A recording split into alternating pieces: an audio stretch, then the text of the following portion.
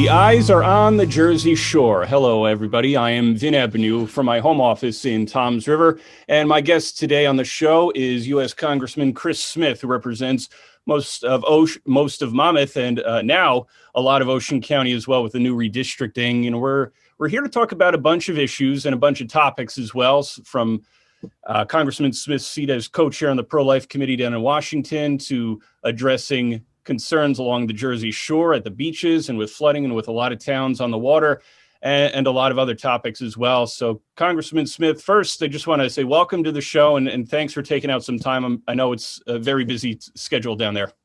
No, it is, but thank you, Vin. I really appreciate the opportunity to be on your show, and thank you for what you do, keeping an eye on all things related to the shore.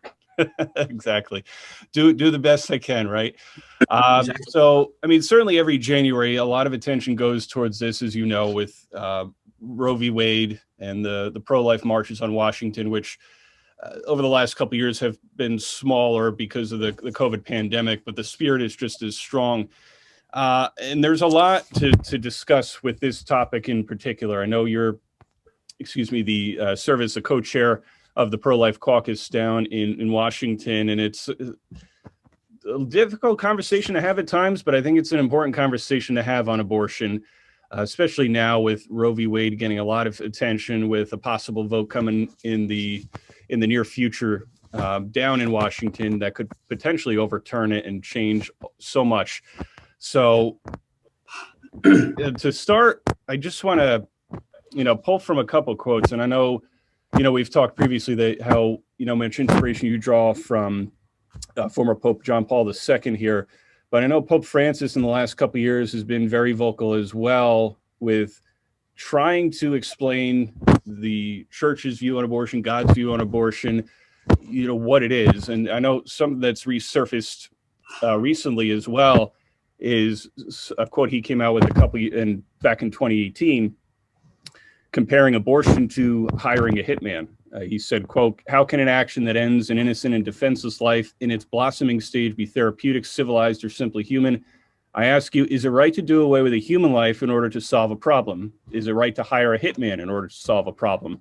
One cannot. It is not right to do away with a human being, however small, in order to solve a problem. It is like hiring a hitman," close quote. In hearing those remarks and others that Pope Francis, Pope Benedict, Pope John Paul II have expressed on trying to explain why abortion is so morally wrong and against God's wishes and just the Catholic Church, and in trying to protect human life from inside the womb, not just outside of it, where do you stand on how the information is coming out of the Vatican and how information is being spread across society and in Washington, and certainly with what you do on the caucus? Sure. Great question, Vin. There's no doubt that the church, the Catholic Church, and increasingly the evangelical churches, the Orthodox Jewish community, many in the faith community, but the Catholic Church took the lead early on and has maintained it to ensure that respect for life is real, that birth is seen as an event that happens to each and every one of us. It's not the beginning of life. That is so anti-scientific, especially in the era of ultrasound, where you can look at pictures of children very early in pregnancy and see them in almost as if, right now we have 7 grandchildren, and each time after the ultrasounds, that's the first pictures that go on our refrigerator. And we're not unique. Others are doing the exact same thing, because they are the first baby pictures. So it shatters the myth that somehow the baby isn't human and not alive. And the church has been so clear, so non-ambiguous in saying we should love them both. And even if a woman does get an abortion, there is reconciliation and hope for her, and Project Rachel and all of the other initiatives that the church does to reach out to those women to say, the Lord is there for you. He loves you. He wants you reconciled. And of course, the baby is dead, but you're here, and we got to care for you. So that message and the pregnancy care centers, 2,500 plus throughout the country, is a great outreach to people in crisis, women and families who need help. And unfortunately, as the Pope said, it does not solve a problem. We know that post-abortion stress syndrome is very real, even though it's it's trivialized and mocked by the abortion movement, that women do suffer medium and long-term, especially consequences, and they need to be helped. So the good news is that the court may, and I say may in capital letters, beyond the threshold of significantly reversing Roe versus Wade of 1973. And let's not forget, Vin, as you know, Roe versus Wade has caused, enabled, empowered the abortion industry to either chemically poison or dismember more than 63,400, almost 63,500 children since 73. That is more, or it certainly equates with, but it's actually more than every man, woman, and child living in the country of Italy killed by abortion in this country.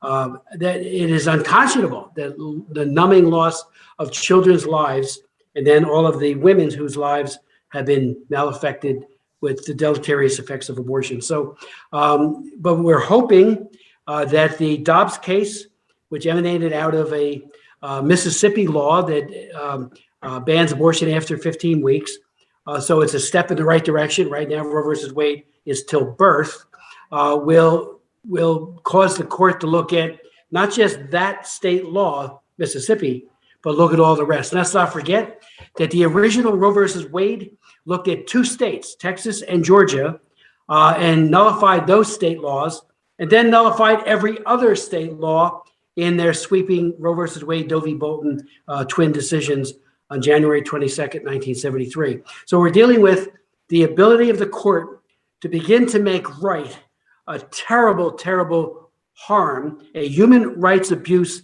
that they have legalized for the last almost 50 years. And I'm hopeful that they will. It'll mean we have a national debate on abortion, the likes of which we've never had, and I welcome it. We need for the American people, who according to the polling is still very pro-life. You know, the Marist poll every year comes out and shows that people are against funding. They are against a lot of abortion, except in very extreme cases. So, you know, I think we're going to see, you know, unfortunately in my own, our own state, Vin, as you know, Governor Murphy signed a law that legalizes abortion till birth. That is a unbelievable tragedy that he has turned his back and the state legislature on the precious lives of unborn children, and equally on the lives of those women who are harmed by abortion. So we have individual states, Governor Cuomo had done that previously. We have other states that have done that as well. That is tragic beyond words. You hit on a lot of great points, and I want to try to get in some follow-up there. First, sure. with what happened in New Jersey recently with Governor Murphy signing that bill, the Reproductive Freedom Act. It was in a lot of ways in the State House in Trenton, a party line vote with more Democrats voting for it, and a lot of Republicans voting against it. And certainly Senator Michael Doherty up in Warren County, a Republican, questioned it. He said, I'm happy I'm pro-life. I'm proud to be pro-life. I don't see it any other way, frankly, because I fear God and he's the ultimate authority. And I think Governor Murphy, in trying to explain why, you know, as a Catholic himself, in trying to say, well, it's providing, you know, the rights and the choices for these women.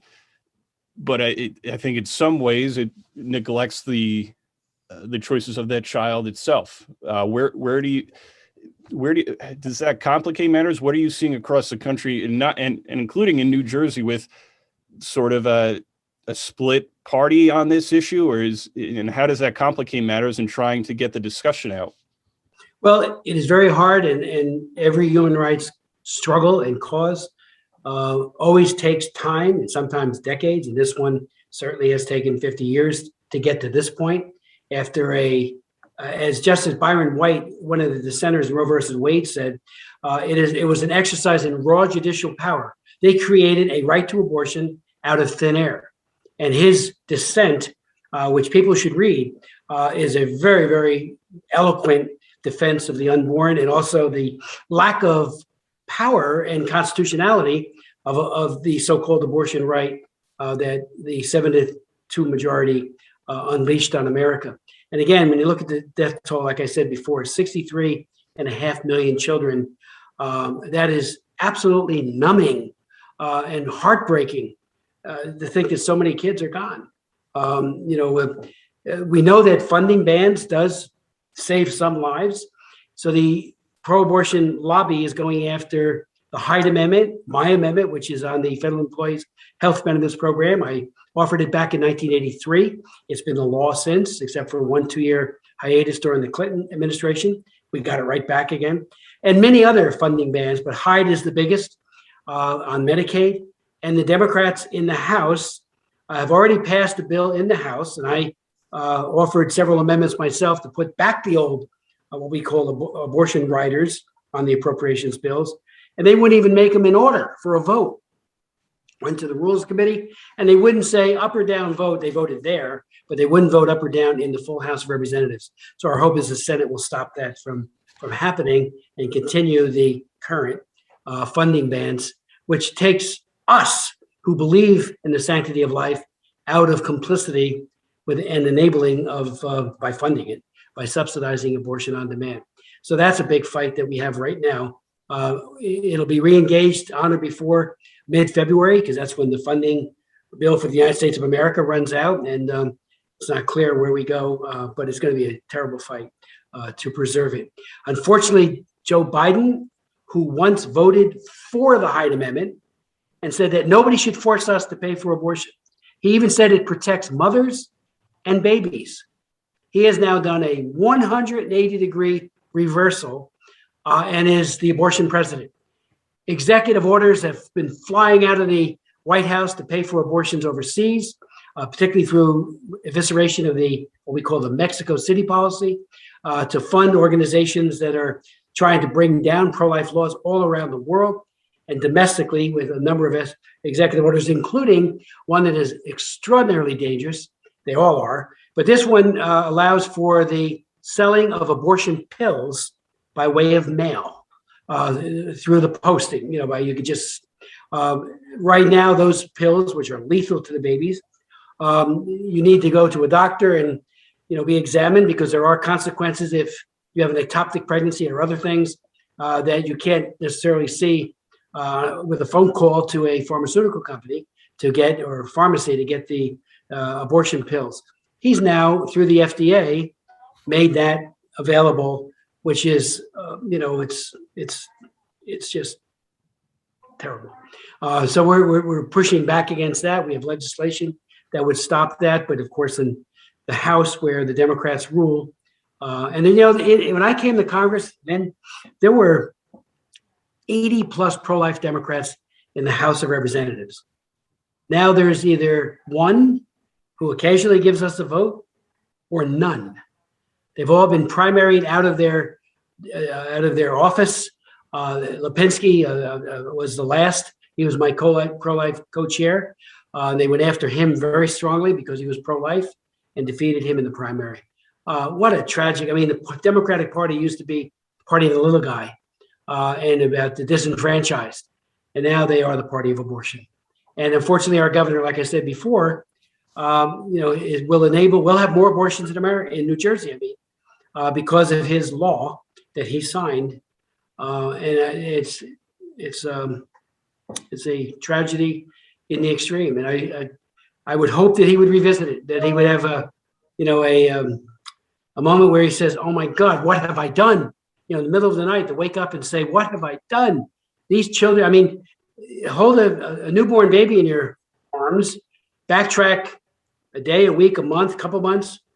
Those kids can all be killed legally in New Jersey and right now in almost every state.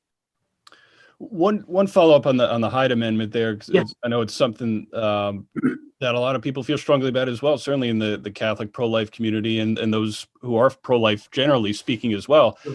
The simple thought of it, or just seeing the pictures of what an abortion is at any point, is deplorable and just unwatchable and unspeakable for a lot of different people out there who get sick to their stomach at the very thought of it. So to force them to in some way pay for abortions, even though they have certainly moral, ethical, and religious objections to it, Does the legislation you were talking about earlier help in, at least in the interim, with trying to eliminate that for people who don't want to be having any of their money or taxes be going toward funding killing babies? Great question, Vin. And yes, at least, the best estimates are that when there's no Medicaid funding for abortion, public funding, about 60,000 children who would have been aborted are not aborted. And the estimates are anywhere from 2.4 million or more children are on this earth because the money wasn't there to facilitate their demise. And the law is a great teacher. Having a no there, in terms of funding, not only means that the money's not there to kill, it's there to nurture, but not to kill. It also sends a message that we all think should be sent. One thing that the Obama administration did that was unconscionable as well is that, and now Biden's doing the exact same thing, and that's non-enforcement of our laws on conscience. There are many doctors, LPNs, nurses, hospital entities, particularly Catholic. In California, they're being told they have to participate in abortion or refer. There was a famous nurse out of Mount Sinai Hospital. I had her down here for a press conference, who was told she had to participate in a dismemberment abortion of a second trimester child, very old, big arms, big legs, relatively speaking. And she was told, you lose your job or else. She did knuckle under the pressure. Didn't want to lose her job. And her job was to reattach on a bed, a hospital gurney type of thing, the parts to make sure they're all out: legs, arms, torso, skull. And she couldn't believe it, how barbaric it was. She had heard about it, and then she was doing it and had serious problems, nightmares and the like, and worse after that. So she was one of our witnesses, and there are many others just like that are being told. We had a case years ago in New Jersey where the New Jersey hospital was telling its nurses, you either participate in abortion or you're fired. And we went to court. I was backing them. I had press conferences with them up in Newark saying, that's the law says you're protected. Now, it's not enforced, sadly, during the 8 years of Obama at all. They just didn't enforce it. And now we have the same thing going with Joe Biden, non-enforcement of conscience protection. So it's how dare they tell people, an OBGYN, you do an abortion or else, or a nurse. And usually it's the nurses and the LPNs who are, the ones that are, not many doctors are told, get in that operating room, but a lot of nurses and LPNs are told, you get in there and assist. And they don't want to do it. And they have a right based on the law, the US law, to not do it. And so that's a real tragedy. It's not being enforced by this administration. I think by the abortion president. Like I said before, Biden used to be with us on a lot of things, not everything, but he got it. He got it that it is a baby, and now he has thrown that all over the side. I don't know why. Are these jobs worth it? Even president of the United States, to build your career on the back of broken babies. There was a friend of mine named Jean Garten who worked with Lutherans for Life for a lot of years. She wrote a book called Who Broke the Baby? And she got her title. She was getting ready to give a presentation on the very thing you mentioned a minute ago, Vin. Those pictures of aborted babies, dismembered and, chemically poisoned, just horrible pictures. And her little child came in the room, it was late at night, and said, Mommy, who broke the baby? Children can see it immediately. It's a baby. And these children, and she wrote her book and named it with that phrase, because it is the breaking of children and the wounding of women. One of the things I think that helps with the conversation in trying to prevent an abortion, there's been church groups, that I've heard of across, certainly parts of Ocean County and across New Jersey, where you go to outside an abortion clinic, pray the rosary, and try to speak with women calmly and even husbands, boyfriends, whatever, to try and change their mind and protect the life inside. I know an organization that you and I know both very well, the Knights of Columbus, has worked very hard over the years in trying to help prevent more abortions and get the number down. Over the past decade, they recently said in a magazine that that over the past 10 years, they've placed 1,500 ultrasound machines in pregnancy resource centers across the country, multiples in every state, to try and say, hey, you know, there's a life inside. How do all these things help, and what else can be done or should be done in the short term and the long term to try and change the conversation and have that calm, gentle conversation in talking to people out there who are thinking or pondering an abortion? Well, that's a great question as well. You know, the the sidewalk counselors, the people with the rosaries and with nothing but compassion on their hearts and minds, they have saved countless number of children at abortion clinics. I've gone to clinics and have been there as they have witnessed, particularly women, to young women who are coming into the clinic and said, please, would you rethink it? I remember being at a pregnancy care center in Colonia with and two young girls got up. They were junior high girls, and they talked about life and all the dreams they had and how they believed in the sanctity of human life. They were talking together, you know, it was like a combo speech. They turned to the director and said, thank you for being there that day. They were outside of the Menlo Park abortion clinic, this director of the pregnancy care center, very compassionately reaching out to women to say, please reconsider. There is an alternative. We'll help you. Whatever you need, we're there for you. And again, the church has been behind this 1,000%, which is so beautiful. And these girls both looked at that director and said, had you not been there, we would have been killed. They were both, their mothers had gone to the clinic with an appointment to abort them. And now, you know, they were alive and well and thriving. And their moms were there because they were totally transparent and, you know, I told the girls about this. And what a witness for life. Matter of fact, I spoke after them and I said, I don't know what to say. I mean, what can I say? They just said it all. You know, the outreach, the mercy, and again, the approach of pro-lifers, particularly sidewalk counselors, is so kind. It's all about kindness and manifesting and radiating the love of Jesus Christ to them, and letting them know that there is an alternative right here in front of you. Will help you.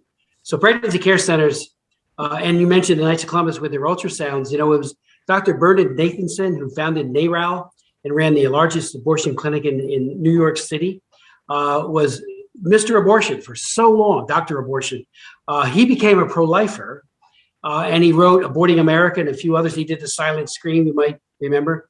But I remember him talking about how, because I got to know him, and he became a Catholic, and he talked about how how if wombs had windows, if the woman could just see via an ultrasound her baby doing somersaults, sucking his or her thumb, all the other things that an unborn child does, just moving, just being there, just the child's face, she would run out of that abortion clinic.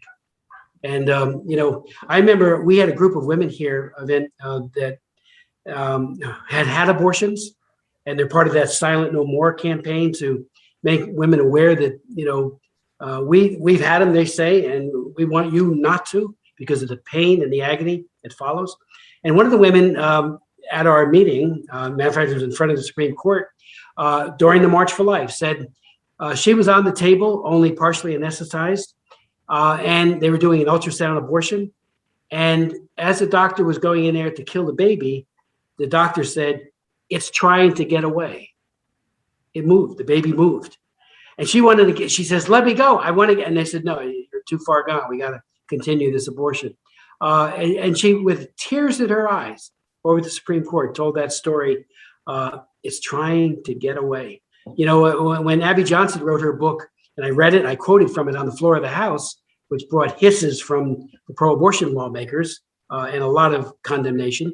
But she talks about when she assisted as a Planned Parenthood director in a Texas abortion clinic, and she writes this in her book, Aborting America, Unplanned.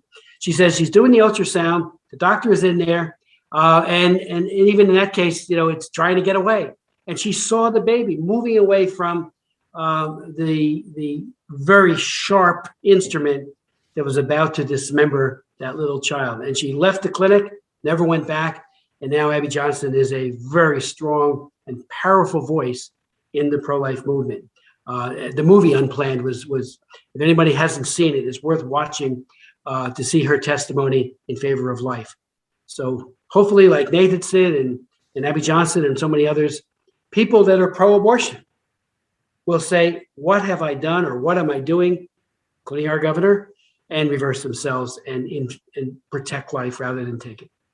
One final point I want to make on abortion before we move on, just was something I read recently as well, with the Knights of Columbus publishing part of a letter that Mother Teresa wrote to the U.S. Supreme Court asking the justices to overturn the 1973 abortion decision. She said, quote, with her philosophy, quote, "Please don't kill the child. I want the child. Please give me the child. I am willing to accept any child who would be aborted and to give that child to a married couple who will love the child and be loved by the child." In people either thinking, and for whatever the reason may be, what else can be done, either conversation wise or legislative wise, to offer up in part of the explanation to say, hey, if it's okay if you're not ready for the child or don't want the child, but here are other options, orphanages or so on and so forth, or finding that loving family out there to continue that part of the conversation, say, hey, it's okay, but this child could still have a loving home somewhere.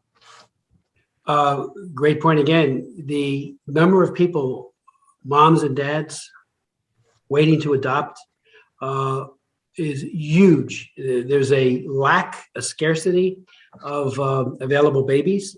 That's why so many go for foreign adoptions, because in America, either the child is kept by the mother or aborted, and so many are aborted, which is again another tragedy in the extreme.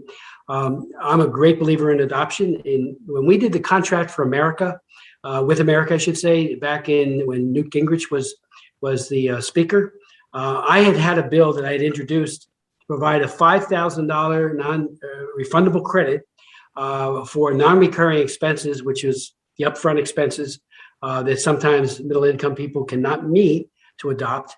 And then a friend of mine, a senator, a couple of years later, upped it to $10,000, and it's gone up ever since in increments. And that helps make it possible financially for a lot of middle-income people to meet those expenses up front, which sometimes becomes a deterrent. And I wrote that provision, and I think it's having a great impact in terms of adoption. But we've got to get through to more people that adoption is a loving option. It is, building a family for a couple, for example, who don't have access to a child, for whatever reason. It's just a beautiful, and rather than the death of that baby. I remember there was a movie. I was on a show with Tom Brokaw. That's how far back this goes, but it was about Roe versus Wade, and two panelists, myself and Olivia Gans, who herself is post-abortive, and then two pro-abortionists. And the thrust of the movie was that part of it, when it came to adoption, was that adoption was somehow cruel. Are you kidding me? First, you need to have two perspectives. One, the child himself or herself. They have a right to live, and let's do everything we can to make for that loving family where the child will be cared for. But it's also, is it better to look back and say, better the child dead than alive somewhere with a loving family? I would hope we would default to protecting the child and trying to facilitate adoption. It is a loving option. It works. I know many adoptive people, who are adopted by their parents. We all do. They are so grateful for their adoptive parents. And in this atmosphere, of Roe versus Wade, 50 years now. Very grateful that their moms heroically went through the childbirth to give them that shot at life. To transition into another human rights issue, something that you've covered as well with the anti-trafficking reauthorization bill, where you've been joined certainly along the way by a descendant of Frederick Douglass. What can you tell me about this legislation? Where are things currently at in trying to make some real headway? Well, I just back up for 1 second. In 1997, and even before that, I became aware of the fact that with the breakup of the Soviet Union, all of a sudden trafficking, not just drugs and weapons, were being trafficked throughout Europe, the United States, Asia, everywhere. And it was really building and growing. So in 1997, I introduced a bill, and took me 3 years to get it enacted, called the Trafficking Victims Protection Act of 2000. And it is our comprehensive domestic and international anti-human trafficking for sex and labor trafficking. It is dozens and dozens of programs. For example, if somebody traffics a child who's 14 or less for sex trafficking, they can go to prison for life. If it's a woman under the age of 18, we're talking 20 years. And where there's an element after the age of 18 of force, fraud, and coercion, it's up to 20 years as well. So our prosecutors have real tools to go after the pimps and the other nefarious organizations that are out there that are harming so many innocent and vulnerable women and children. It also provides shelter, a hotline, all this great initiative.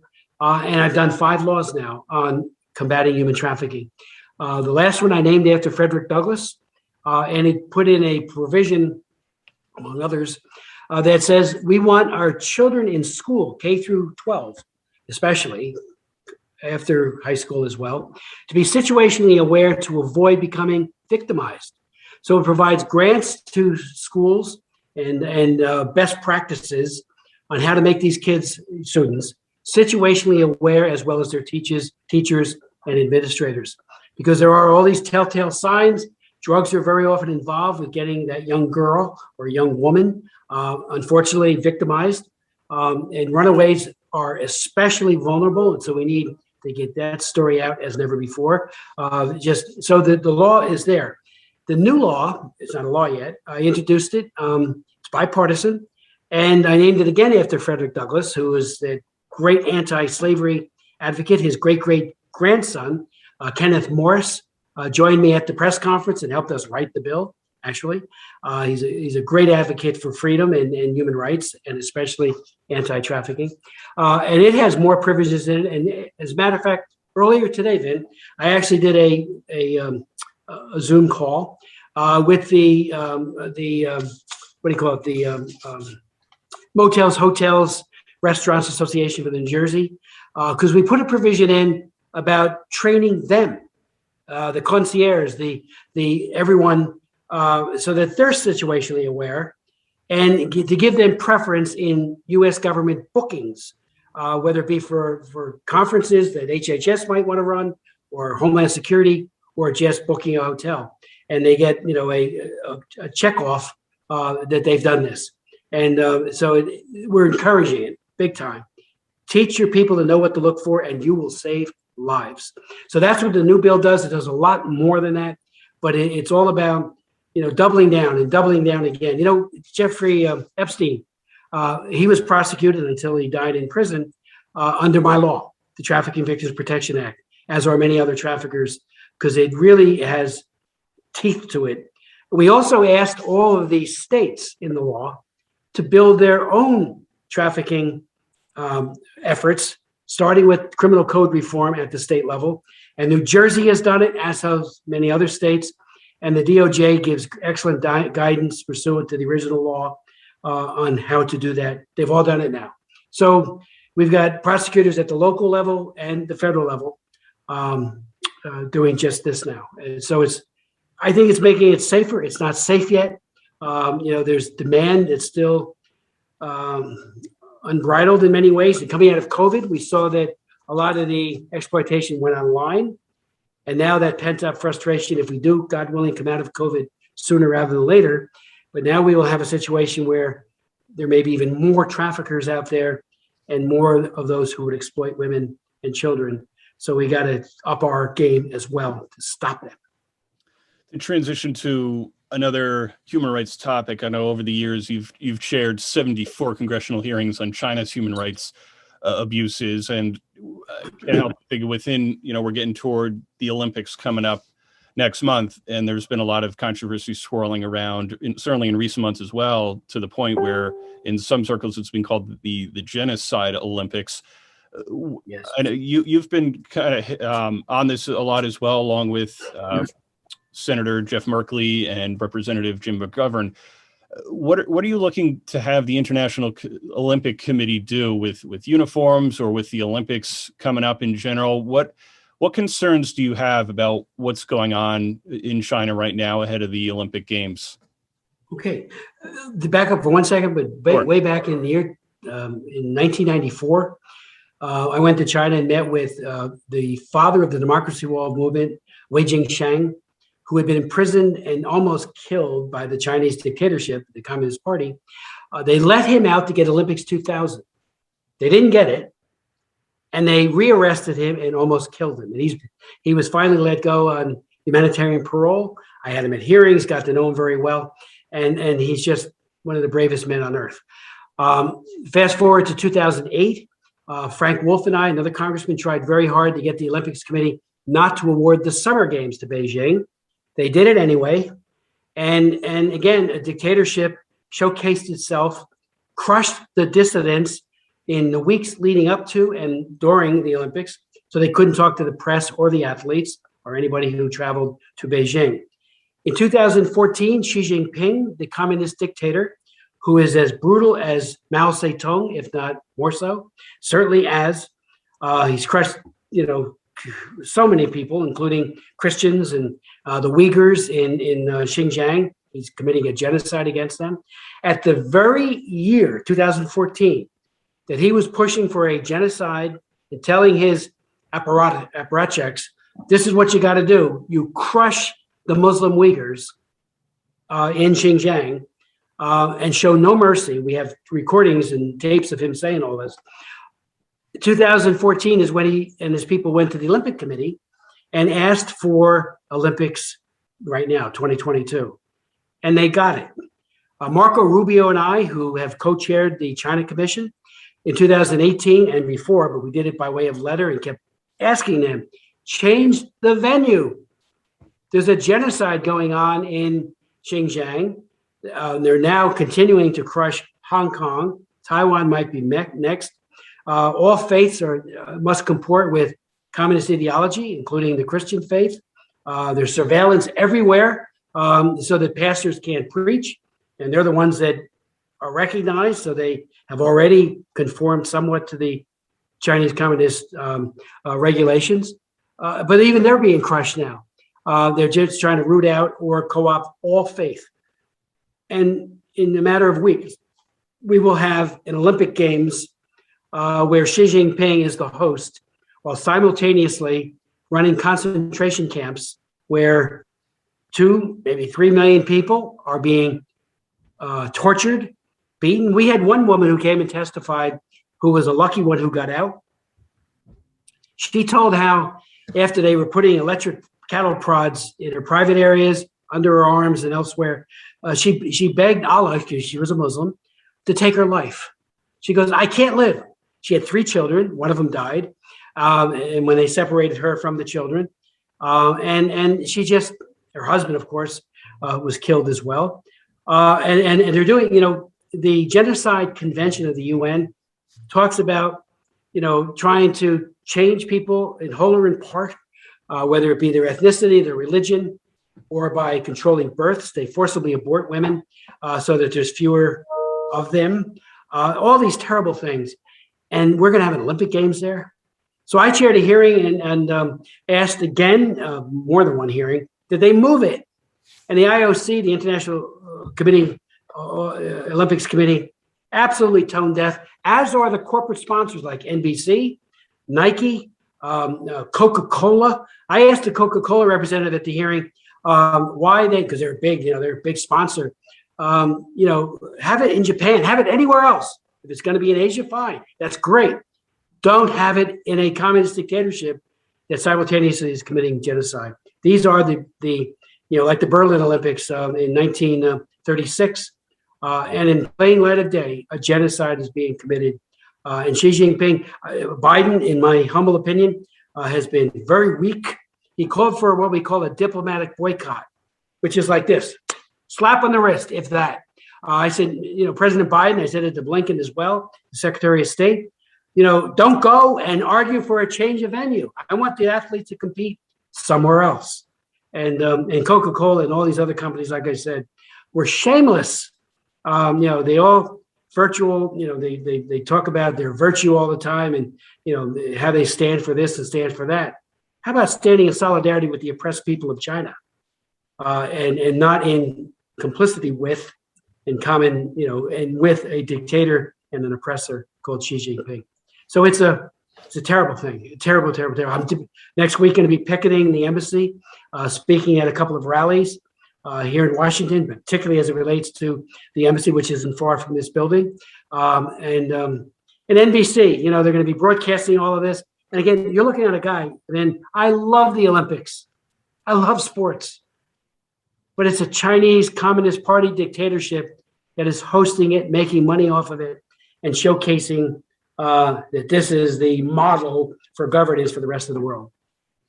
I want to discuss one final topic unrelated to the other topics we've hit on today, and that's with back home here at the Jersey Shore, particularly Monmouth, Ocean Counties, and everything. In the years going on 10 years later this year following Superstorm Sandy, still issues every time it rains or there's a big windstorm, like we've certainly had recently with flooding, back bays, sand dunes, and a lot of mayors and local government leaders alone have been looking for answers, looking for help. State government, certainly federal government as well, FEMA, Army Corps of Engineers, and so on and so forth. And I know this is something that you've been meeting with local local lawmakers about as well over the years, and in trying to find solutions and help each of these towns and counties out here at the Jersey Shore. So what is being worked on right now to address all these number of issues going on with the shoreline, and what can be done? Thank you for the question, Vin. My work on behalf of beach replenishment and the shore has been nonstop.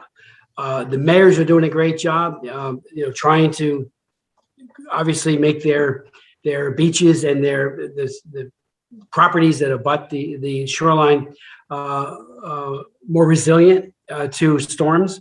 And every time we get a storm, there's always some significant damage. I remember the nor'easter of 1992, and I never saw this before, but I took a helicopter ride along, and every one of the boardwalks, almost like popsicle sticks, were turned upside down. And I got into Manalapan and Bayhead, and I remember seeing all these old cars lined up that used to be the basis of a dune, and they went back to the 1950s. So we've had some storms that have been, and Superstorm Sandy obviously took the cake in terms of being devastating and taking the lives of many people. So we've been pushing on beach replenishment, and frankly, the Army Corps, they are an amazing organization that do it right. We've had meetings on the shoreline a couple months ago, a couple months before that, constantly trying to get more work done. Now, we were running into a funding crisis with beach replenishment for the Manasquan Inlet to the Barnegat Inlet. They were claiming, the Army Corps, that there was no money. Maybe somehow we could find it, but there was no money. And so I asked them on January 5th, by way of letter and correspondence and conversations, to look at the infrastructure bill that had just passed, that had a whole resiliency component to it, that would be a great source of funding to do beach replenishment. A 5-year renourishment is what we were asking for. And today, I got the news. They called me to say our letter and our intervention was, quote, perfectly timed, and that they are approving $30 million $200,000 for that reach from the Barnegat Inlet to the Manasquan Inlet. So, they'll come. We'll set up meetings with the governor, the state, as well as with the mayors and the county commissioners to walk through it all, figure it out, get all the science right, and begin that all-important beach replenishment to save our beaches. And so it's been approved as of today. That is excellent news for so many people. Good. So many towns across Monmouth and Ocean Counties have been trying to, rack their brain and pass along ideas and try to seek out help, that this kind of news can come right now to begin 2022. Oh, it's great news. And it probably won't get underway until the fall, just because they got to get the ships that do the dredging and bring the sand in. And I've actually watched that done. It's remarkable. You see the sand coming in like almost like a cement truck, just pouring out. It's great to watch, and it just replenishes everything. And then makes it more durable because they bring the science into it to make sure that it's maintained, through different interventions that they and construction projects that they erect. Just amazing. Absolutely, and hopefully that continued good news can come this year.